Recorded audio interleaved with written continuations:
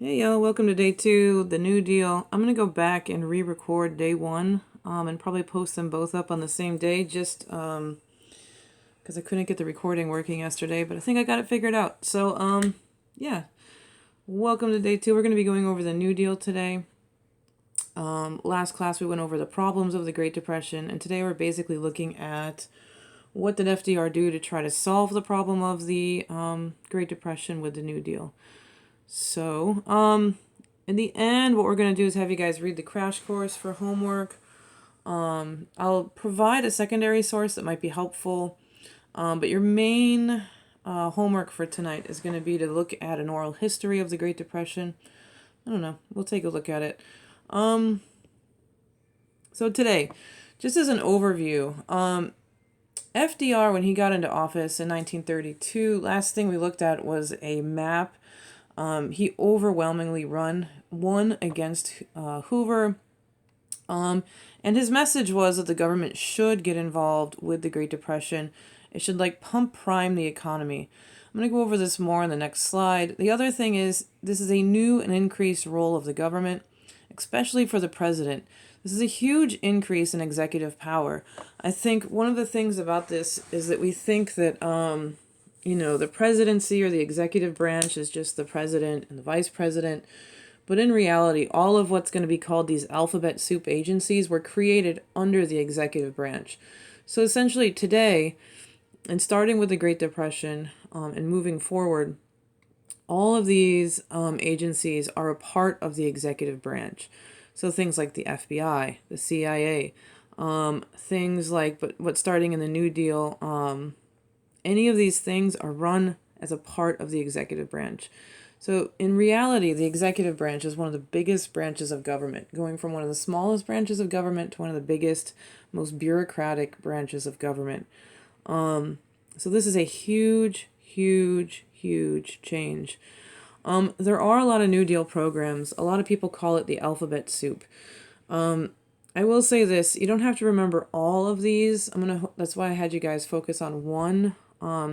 If you can know a couple of examples, it's a really good thing. So rather than trying to go too wide, we're going to try to focus on a few things that you need to know. And don't get too confused about the alphabet soup, but know at least one really well so you could use it as an example if you needed to on a short answer. So the first thing I want to go over is the basic kind of point of the New Deal. And the basic point is what they called pump priming. Today we don't use a lot of pumps. I'm going to try to use my pen. Let's see. Screen right. We'll see. Over here we have pen. Yeah, okay. Do red? I don't know. Sure. Close. Over here, there we go. This is FDR, and he's kind of like pumping a pump, and it's leaking everywhere. Blah, it's too much, right? So $16 billion spent. The idea of FDR and his economist that has the idea behind it, his name is John Maynard Keynes.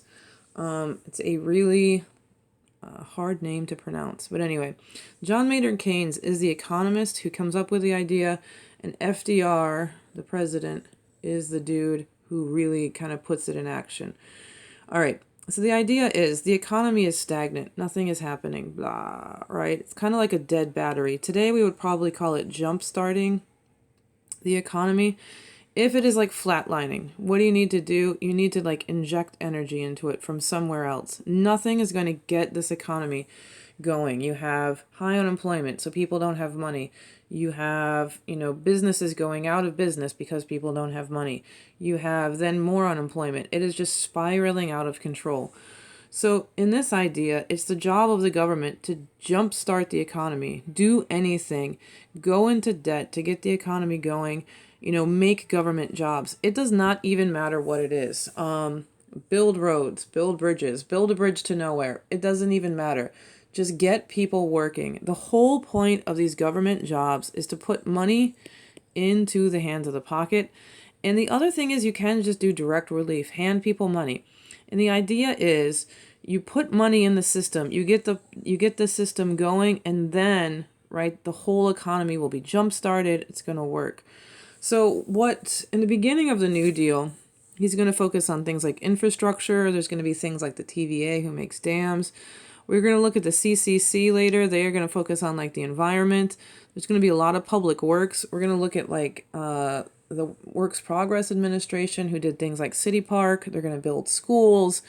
But essentially, these are all great byproducts, but the main point of these New Deal programs is jobs. Get jobs going. Go into debt to get people working. When people have money in their pockets, they are going to spend that money, and then that will get the private industry going. And then once the private industry is going, we will have the system going. The kind of overall idea is that, once the economy gets going, it'll be self-sustaining again, and you don't have to worry about it. Now, the criticisms, even people who kind of agree with Keynes, is that, people don't actually ever go back to it, and that it's really not the government's job to do all of this. So, this cartoon is actually very critical.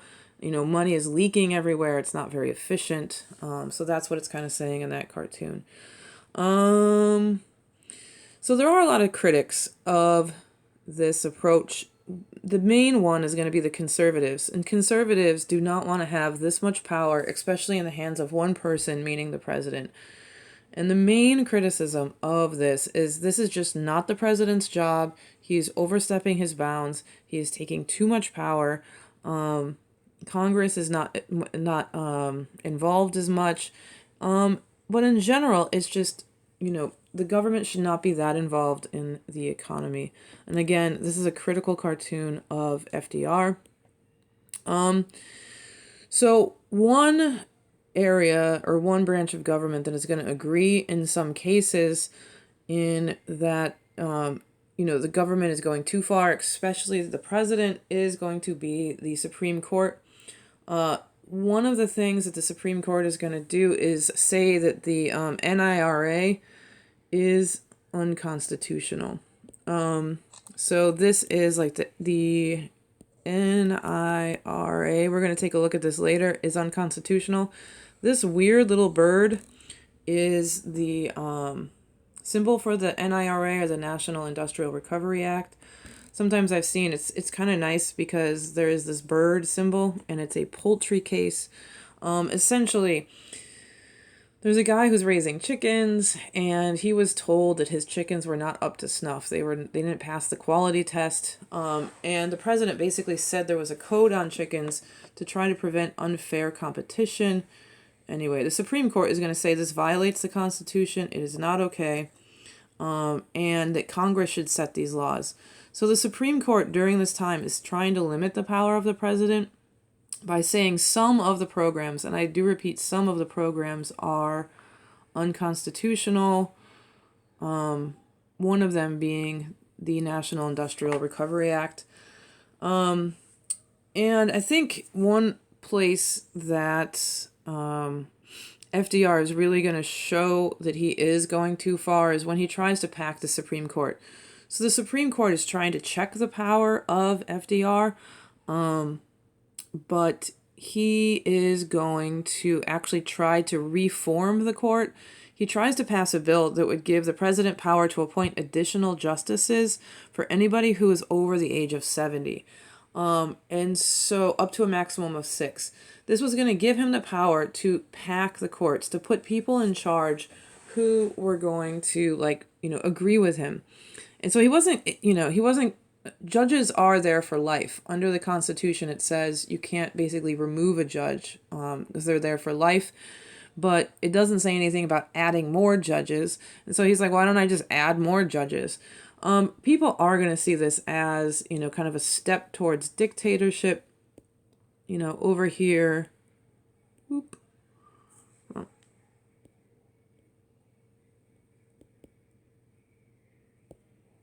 I don't know what's going on. Over here you can see, the cartoon is critical of him, saying he's becoming a dictator by packing the courts in this Supreme Court revision. Another criticism and another place that the Supreme Court is going to say, that this is unconstitutional is in the AAA, which is the Agricultural Adjustment Act. The Agricultural Adjustment Act actually gave farmers money, and this is really hard for us to understand, not to farm. So essentially, we talked before about overproduction. You know, farmers are suffering because they're making too much stuff. So what he's going to do is actually pay farmers to kill animals and to not farm. Essentially over here, there's like a big ditch, and this guy's like putting a dead cow in the ditch. Now, this is when you have a bread line. So rather than feeding the cow to the people, we are putting these cows in the ditch. Why? Because we want to raise the price of, livestock. We want to raise the price. So we're actually paying farmers to not farm through this organization called the AAA. This is called the Poor Little Piggies because they're slaughtered for no reason. Meanwhile, bread lines. So a lot of people are criticizing him because one of the things he's trying to do is increasing prices. Well, like, do we want to increase prices during a time when people are starving? So a lot of people who are critical of, FDR, this is their major kind of problem. This is also going to be deemed unconstitutional. The AAA is going to be unconstitutional by the Supreme Court. I think I'm going to play this. I don't usually try to play them on these videos. I was thinking it'd be too long. But other critics of the New Deal are people like Huey Long. And Huey Long, his thing is not that he goes too far. It's that he doesn't go far enough. I'm going to see if this actually plays. According to the tables which we have assembled, it is our estimate that 4% of the American people own 85% of the wealth of America, and that over 70% of the people of America don't own enough to pay the debts that they owe. How many men ever went to a barbecue and would let one man take off the table what's intended for 9/10 of the people to eat? The only way you'll ever be able to feed the balance of the people is to make that man come back and bring back some of that grub he ain't got no business with. Anyway, I hope you could hear that. I don't know. I'm going to see how it goes later.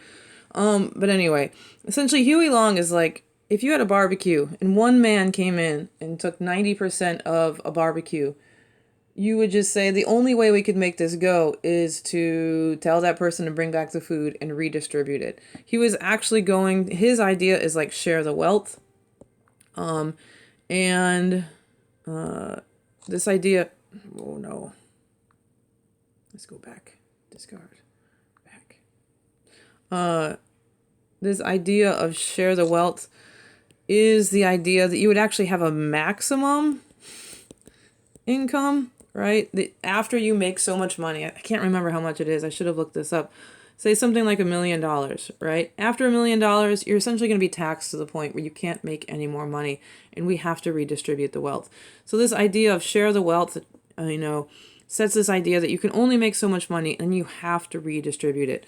There are also socialists and, communists who believe we should have, we shouldn't just be having some, government ownership of industries. We should have all government ownership of industry, or at least more. All right, so let's get into some of the New Deal programs. You guys did a really good job of looking at some of these, and I actually highlighted some of these things as we go through. But FDR's New Deal is focused on relief, recovery, and reform. One of his things is to really just calm people down. And I think one of the things that FDR does, and I'm not going to play it for you because I don't even know if these work, but is he would have these fireside chats. So people would be sitting by the radio, and he would just sit down and be like, okay, here's what's going to happen. He starts day one with a banking holiday, and he's like, I know you guys are, afraid. Let me tell you what we're doing as a government to calm down the banks. We're going to close them, and when they reopen, you can trust them. And so one of his big things he does that is kind of in between all of this is he just calms people down so they have more trust in the system, starting with his bank holiday and these fireside chats. All right. So the first one we're going to look at is the CCC. This is the Civilian Conservation Corps. It basically provided immediate job relief and reform for environmental practices that cause the Dust Bowl and other things. So essentially, what he's going to do is create an army of young men, right? It's literally an army, but just imagine instead of a gun, you're given like a shovel to plant trees or an axe to make trails. People are given immediate assistance because they get meals, and essentially they're encouraged to send the money back home so their families have some money in their pocket. Here's what you guys said about it. You know, is that it was pretty successful because it merged two wasted resources. This is from Rania, Young Men and Land. It played a role in taking care of natural resources in a time of high unemployment. So it's kind of doing two jobs at once, right? It's planting trees, it's helping the environment, and it's helping the economy, right? Some other folks, I do like this one over here, Be a Man. Keep that in mind when we get to some of the criticism.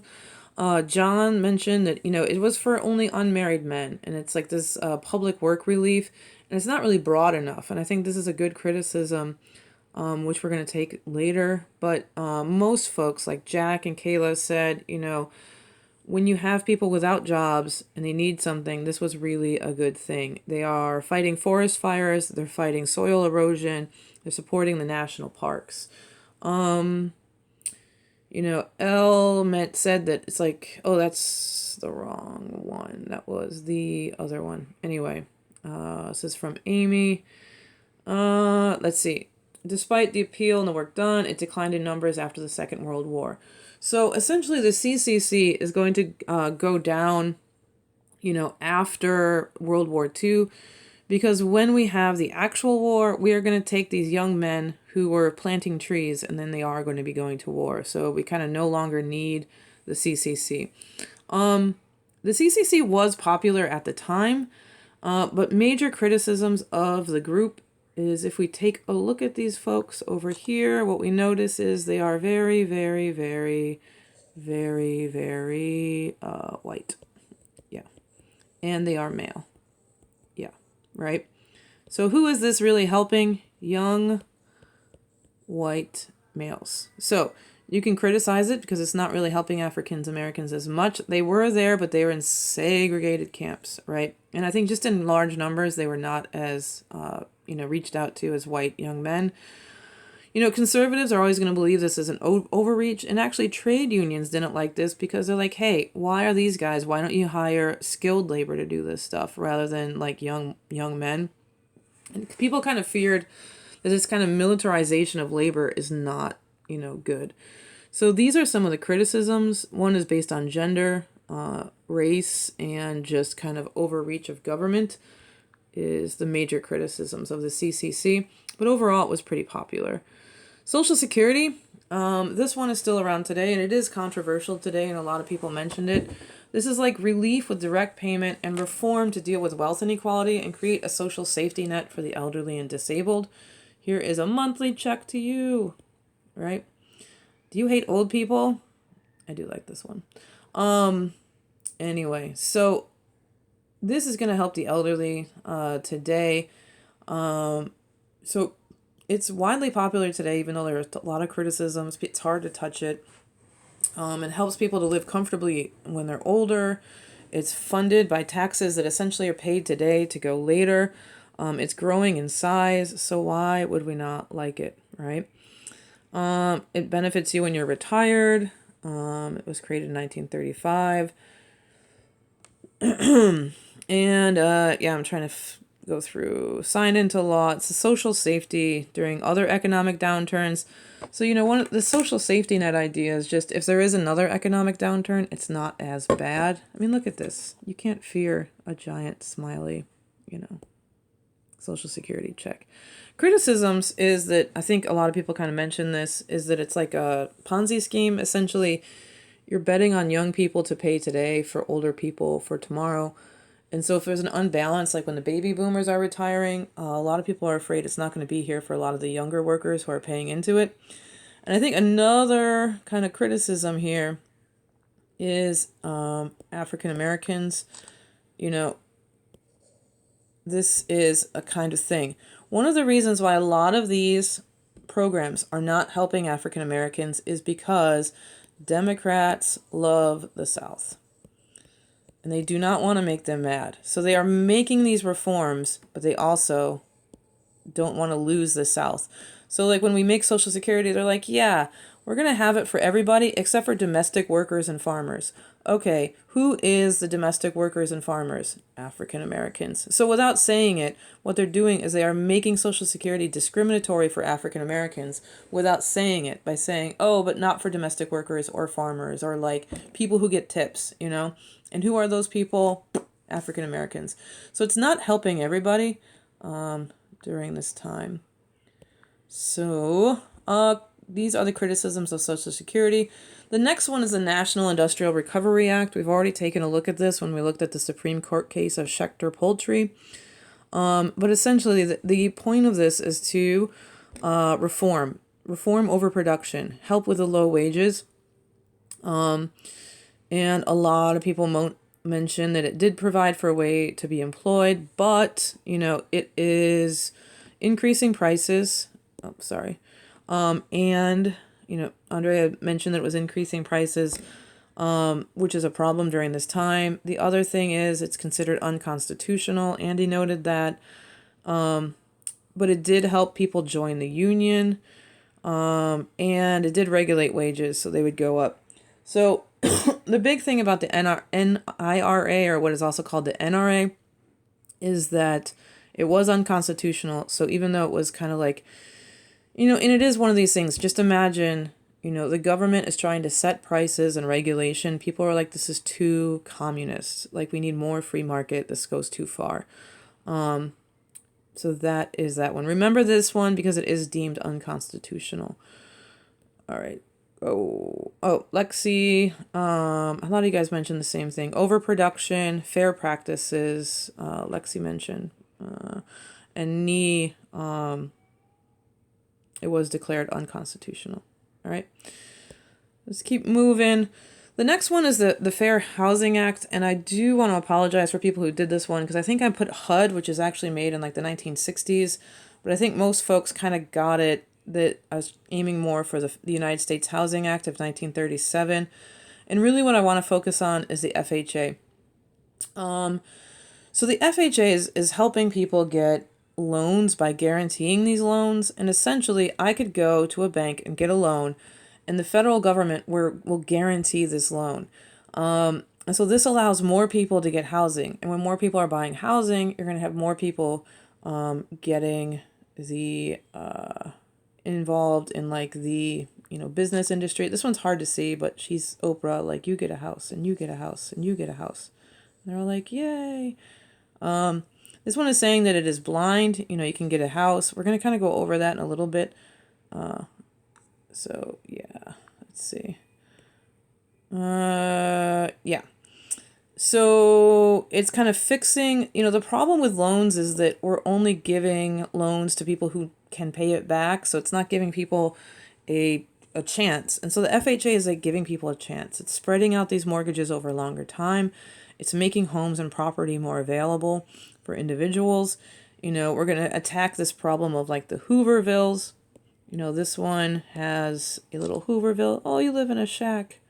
Oh, you live in a shack. Go get a house, right? No more Hoovervilles. Let's get a mortgage. We're going to allow people to get a loan. And then, right, that will all work out. All right. This is the problem with redlining. And I think I'm going to post on this. I forgot to put it, another like video that might help kind of explain redlining because it is a really important concept. This is actually New Orleans, and I want to go over this. So if you take a look at the red line, like over here, this red area, that's like the lower 9. I'm like right here. That's where I live. You know, here is like the Treme. We got, anyway, all these different areas. This is up kind of like where our school is up here.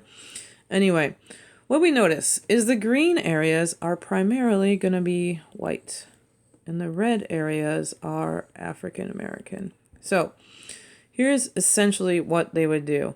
If you lived in an area that was primarily black, they would redline it. They would literally color it red on these maps. And what they would say is if you're in a red area, no loans. You cannot get a loan if you live in this red area, meaning people can invest in their real estate. People can buy new homes. People can get a loan and go to a better neighborhood. So what happens to these neighborhoods is they are going to go down, and what happens to these neighborhoods that are white is they go up. People can get loans to further move into these like white areas, and these in the redlining African American neighborhoods, these are getting deteriorated. So redlining, they would give loans because they're government backed loans. So essentially, it's kind of hard to explain. But if I wanted to buy a house here in the green area, right, I could easily get a loan because the government basically is saying, if you move in this area, we trust it. This is a trustworthy area. You are going to get money, right? The government is going to guarantee if you take out a loan and you buy a house here, right, you can go to a bank, get money, and if you go bottom up, the government will pay this money, right? So the government is guaranteeing this house. They essentially will take over your house, if you don't do it. But they thought buying houses in these areas were too risky. So for you, no loans, right? Because it's too risky. Like I said, I'll put a video that helps explain this. Anyway, getting to the end. So the next one is the FDIC. This is Federal Deposit Insurance. Ava mentioned that, when the banks closed, people needed to be reassured about their money. So this reform is just establishing insurance for people's money. Shania mentioned that within 6 months, 97% of all banks were covered by this insurance. It's encouraging stability in the banking system and preventing these bank runs that were a problem. So the government's commitment, originally it assured deposit up to $2,500. So if you put your money in the bank, the federal government will guarantee that money will be there. Even if the bank goes bottom up, the government will give you up to $2,500. Then, Corey mentioned when a bank fails, the FDIC immediately steps in and making sure that this money's not borrowed and not returned. The next one is the FDIC. I screwed up some of these things. Anyway, the FDIC is still around today. I don't know that there's much controversy about this one. I haven't read a whole lot, but if you do go to a bank, make sure your money is insured. Today it's insured up to $250,000, and there should be a sticker on the door. I don't know. I screwed this up. This is actually the Security and Exchange Commission. So let's get rid of this. That Margot did, and this beautiful. I should have put people's names on here. I did some of them. Anyway, the SEC is for the stock market to try to reform the stock market crash, and I think I'm gonna have something on that. Anyway, sorry about that. We're gonna keep going. SEC, just talked about it, but it's the Security and Exchange Commission. This is to reform stock market practices. So we talked about the stock market crash last class, and this is set up to basically make corporations more transparent. You have to report your earnings. You have to report what's going on. You can't have insider trading. If you know something, you can't trade before other people know. So the SEC, most people noted that it was good, that it was successful. It developed guidelines, and it makes people trust the stock market, so more people will invest. I think Markel says it protected investors. It's more reliable. Emmy said that it dispelled false sales practices. Tamara mentioned that that also it made people have the money, so that we get rid of this idea of like buying stocks on margin. Lejean said that it is accomplished by requiring companies to fully disclose. This is that transparency again. It's also a sort of police force that's like regulating stocks and bonds. Again, more transparencies, getting rid of like pyramid schemes and fair, orderly market, accurate information and profitability. And, President Roosevelt, again, this is an executive agency. He's going to be appointing people to this. I don't know what criticisms. I was trying to look it up. I mean, I think the main criticisms of the SEC, it doesn't go far enough. It doesn't really enforce a whole lot. You don't see a whole lot of people today, corporations and leaders going to jail. So largely you can kind of like go under the radar with this thing, but that's the SEC. The last one is going to be the WPA. This wasn't really assigned to most folks, but I think it's good to know. This was one of the later New Deal programs. And again, it's an idea of this like make work. We are just making jobs for people. So like artists would develop posters for the New Deal. They would make plays for the New Deal. The government would just buy up these things. If we look at City Park, I think is a really good example. So like City Park is beautiful. Like, why do we have a bridge to an island in the middle of nowhere? What is the purpose of this little building that's really pretty next to the water? Well, it is really pretty and it is public buildings, but the whole point of it, the reason why we have it is not because it's pretty, it's because we needed to work. So that's why it's there. So, we have all these beautiful things because of the WPA, but the reason why we did it was to make people work. So I do want to make a special note that when we see art that's made in the 1930s and it is published by the government, especially in like DBQs, like this photograph, this famous photograph done by, Dorothea Lange. This is like the iconic photo of the Great Depression. Now, why did Dorothea Lange like make this photo like this, right? I'm depressed just looking at it. But why is she doing it? Because she was hired by the government. She is essentially promoting the ideals of the New Deal. Why do we need more money? Because look at this poor woman. Help her out, right? Look at the beauty of work. Let's get people working, right? So this public art, even like historians were involved in the WPA, getting slave narratives. Everybody was working under the WPA, under the government. So you have to consider who was hiring them when you are looking at this. All right, I'm finally done. I'm really sorry this took forever. I feel like it. We're going to go over the classwork. So classwork, I'm going to post up a short answer question, maybe a couple multiple choice if I get to it. I don't even know. The main thing for homework is to look at page 205 to 216 and analyze an oral history of the Great Depression. I'm going to post up a Google Doc where you can pick one of these oral histories, and you are going to write a well-developed short answer. It could be a paragraph. I might prefer it if it was a paragraph. Kind of focus on the interview, evaluate whether you hear evidence that the government helped them, right? If this is about like the New Deal, or try to use like listening to this if it's more about like when the Great Depression happened. What underlying cause of the Great Depression do you hear in the interview? These different interviews have different kind of points in time they're looking at. So kind of make that the focus, but also try to contextualize the person. When are they writing? Who are they? What is their gender, their race? And kind of consider, did the New Deal work for this person? What kind of like issues did this person specifically have the kind of about the New Deal? I think also, we are going through a tough time. I think it's interesting to listen to the stories of people. I wrote it down on, a note, but if you guys we're all going through this time now, write a journal because people are going to ask you about this time later. And I really think it helps today and tomorrow to just kind of like write your thoughts down. I'm not making an assignment because I feel like that's lame, but, take a time to just sort of write, write and reflect for yourself. I think it's one of the best things to do. And then, when I send somebody to interview you, because I'll still be teaching in 20 years, you'll remember. All right, guys, I miss you, and I hope you're doing well. I'm going to go back and try to do this same thing for day one if you find it helpful. Sorry it went on forever. All right.